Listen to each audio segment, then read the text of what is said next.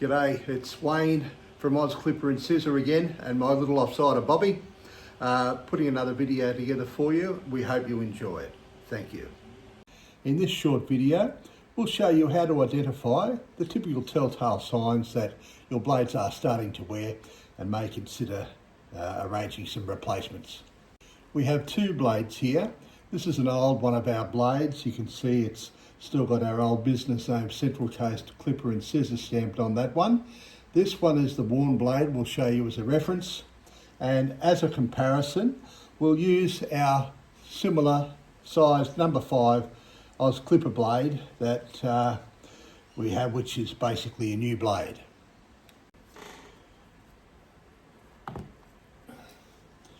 On this new blade you will notice that the comb at the front is in very good condition, and the back rail on the comb blade has got a substantial amount of steel. They usually have about 20 thousandths of an inch in the old scale, and each sharpening cycle removes approximately 1/1000th of an inch, or 0.0025 of a millimetre, which isn't much, but that's enough to bring the blade back to new condition.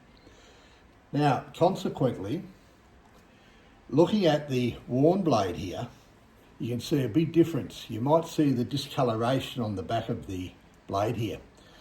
This is caused by our sharpening grinding plate is now starting to remove steel from the back end of the comb blade. Sharpening over a period of time removes the steel from this back rail, and I'll show you in a minute how on the side profile to give you a better indication. Because this has worn down significantly, the disc now is removing steel from the back, which is what you don't want.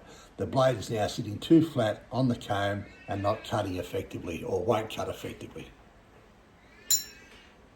We'll only be taking steel off the back rail and the comb blade here at the front.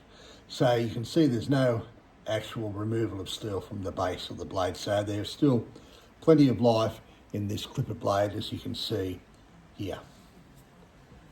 So consequently, the blade in question, the faulty one, you can see here there's practically no meat at all, or there's no steel rail left on this blade, and that's the main reason we're removing steel from the rear section here.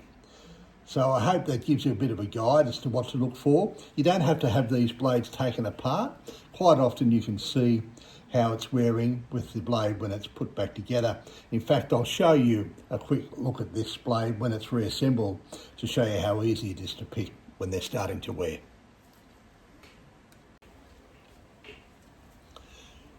Okay, our blade is now reassembled, and as you can see, quite clear the discoloration of the lower part of the comb blade where the wear has been occurring, and consequently if we look at the